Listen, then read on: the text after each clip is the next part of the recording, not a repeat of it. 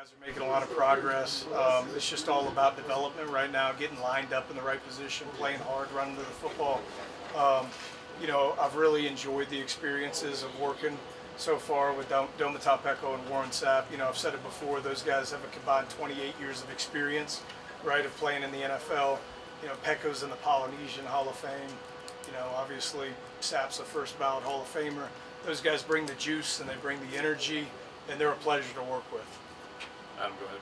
Quincy Wiggins is somebody that Coach Prime mentioned being impressed with him during the spring ball. What have you continued to see out of his development? Yeah, well, first off, his attitude and effort has been tremendous every day, and he's doing a really good job. He's got the size, speed, high weight, athletic ability, kind of checks all those boxes. We've got a good rotation going right now. He's gotten some reps with the ones. I love where he's headed right now.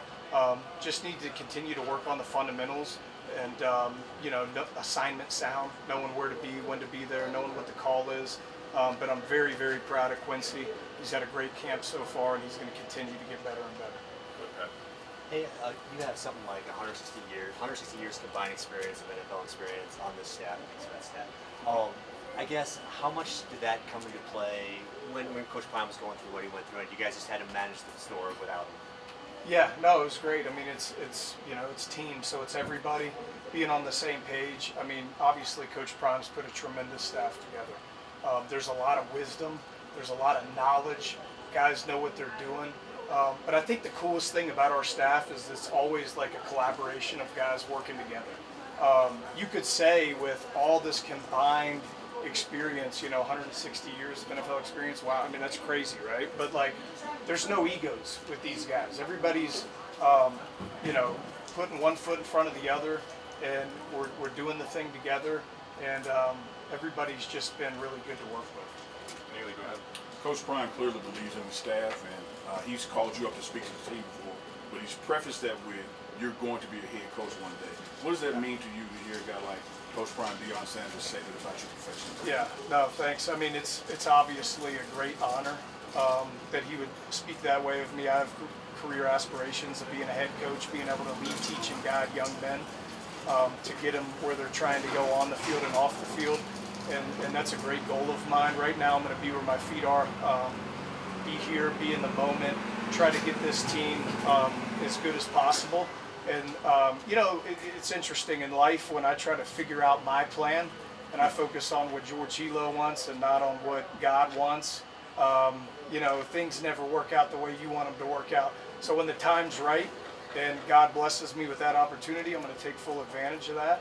And then you want to take the right one, right? I think we have great support here at the University of Colorado. It starts with our athletic director, Rick George.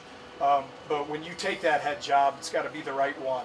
Right place, right time. You want to have the right president of the school, the right athletic director.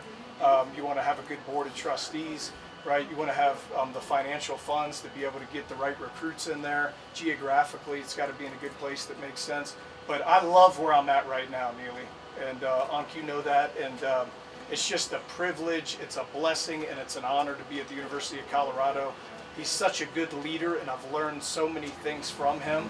And then, of course, some of the other coaches that I've been around, it's kind of, you take a mixture in every recipe of being with Nick Saban twice, and being with Jim Harbaugh, and being with Kirby Smart, and Jimbo Fisher. The list goes on. But you take, everything that you've learned from all of these coaches, and you just put together, your plan in your bucket, and when the time's ready, I'll be ready.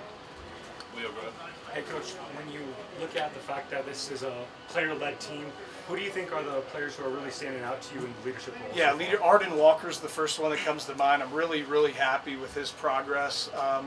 We have a D-line group text message thread, and he'll always send stuff, the day before practice, let's be ready to go today, and the guys instantly respond to him. But the thing about Arden is he leads by doing.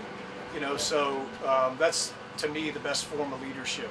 His example and how he practices, the pad level he plays with, his effort and energy to the ball, the way he's been communicating, the sets, the way he's been, getting everybody in the huddle, and how we're running on and off the field has been really good stuff with Arden. So I expect him to continue to lead. And the thing about us, we talk about it all the time. It doesn't matter if you're a senior a junior, a freshman, a newcomer coming in with a transfer portal, because we know the landscape of college football right now.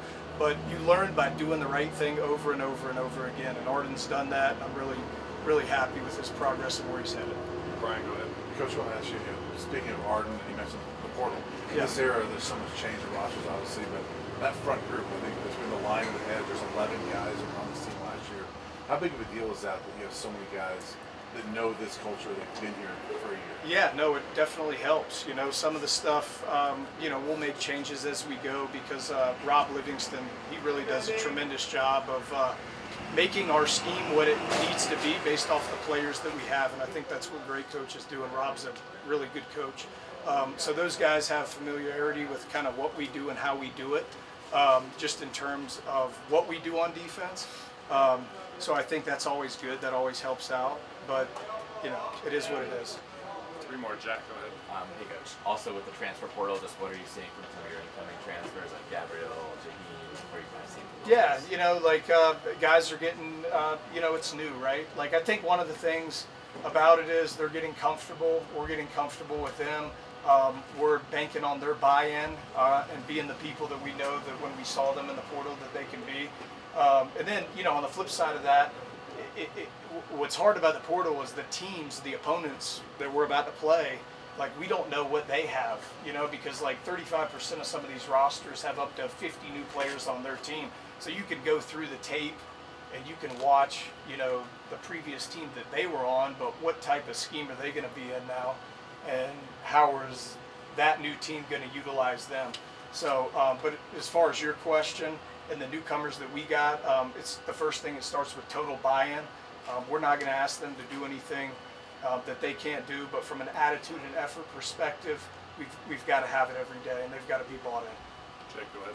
Coach, I want to ask you about Keaton Wade, who obviously battled some injuries last year, and maybe like in a limited role. Just have you seen his role expand so far in the early days of camp in this offseason? Yeah, Keaton's doing a really good job. You know, my talks with Keaton have been about being a 3-down player. We used him, you know, halfway through the season last year, and it was mainly on 3rd down. And what we asked him to do, he did a really good job of. He went in, made some plays. The Arizona game speaks out to me. Had a couple sacks. But, you know, being a 3-down player, right? Being able to play the run and pass, and being able to set edges and doing that on early downs is important. But not only for Keaton, we want that to be the whole group, all right? Because, like, we're trying to push these players to be the best versions of themselves. But for the guys that get an opportunity on the team, they've got to be able to play 1st and 2nd down, all right? And you see all the guys, you know, I show them clips of Aiden Hutchinson when I was back at Michigan, and a lot of them are him not rushing the passer. It's a lot of him setting edges, you know, the violence that he played with in the run game and knocking guys back. And then you see these $40 million guys that are signing these deals, you know, the Myles Garretts of the world, the Bosa brothers, and then, you know, you see the guy from Vegas. Like, what those guys play the run, man, and they're very active and disruptive on 1st and 2nd down. So us collectively, you know, as a group of edge guys, we want to be able to set the tone on 1st and 2nd down and earn the right to rush the passer on 3rd. Nikki, go ahead. Hi, Coach. Curious, how do you measure progress during fall camp? Are there any milestones that you look for during this time of year? Yeah, it's just always being on the rise. You know, like, fall camp's a grind, you know, and it's about sacrifice and teamwork, and it's about commitment, and it's about getting better every day. And, you know, our point of emphasis with the players is they got to do a good job of taking care of each other on the offensive and defensive side of the ball, and taking care of their bodies, you know, getting in the hot tubs, the cold tubs. We have great facilities around here at the University of Colorado, so they have opportunities to, you know, get anything and everything that they need. And then just to push one another, taking one step at a time. A big thing that we've been focusing on is when we make a mistake on the field, it's going to happen. Go to the next play, have a quick memory. You've got to have that in football. And then the great part of fall camp is getting all this meeting time. We're getting these guys after practice. We're getting them in meetings, you know, through the day. We have walkthroughs, and we're treating those walkthroughs just in terms of getting our steps and hand strike and all that, as if we were getting a rep first game of the season versus Georgia Tech. So I think we just got to always be on the rise, be very attention to detail in what we're doing and how we're doing it, and you know, just doing the things we need to do. Last one, Neely, go ahead.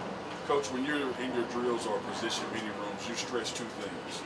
One is technique, be sound, technical guy, but you also stress violence. Yes. What's the balance between those two things that are just seemingly opposite? Yeah, well, I think, like, you know, we talk about it in the edge room. You've got to know what you're doing, what to do, how to do it, and why it's important to do it that way. So if I know when I'm in a 6 technique, I got to strike the tight end, I got to get vertical.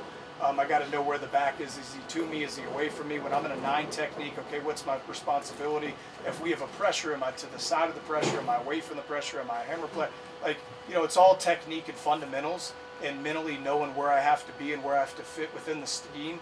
All right, but then when it comes down to it in the ball snap, I've got to be elbows in, knuckles out, thumbs up, setting edges with violence. All right, and then we want to be really good that when we get knocked back, all right, and our pad level's good, just how we disengage and how we find the football. All right, and that is big for us. That's big for the guys. They know that. Again, with Pecco and Sapp, those guys were very violent players for the time that they played in the NFL. So that's just who we are and who we want to be as a group, and that's stuff that we're going to preach every day. All right, but it starts with our leader, and I talk about this all the time, Coach Prime. You know, it's no good if one guy's doing it. So we're preaching on defense, and Robert Livingston's done a heck of a job of saying every play, man, we've got to have 11 guys chasing the football and playing together as a unit. All right, thanks, Coach. Yeah, thank you guys. Appreciate it.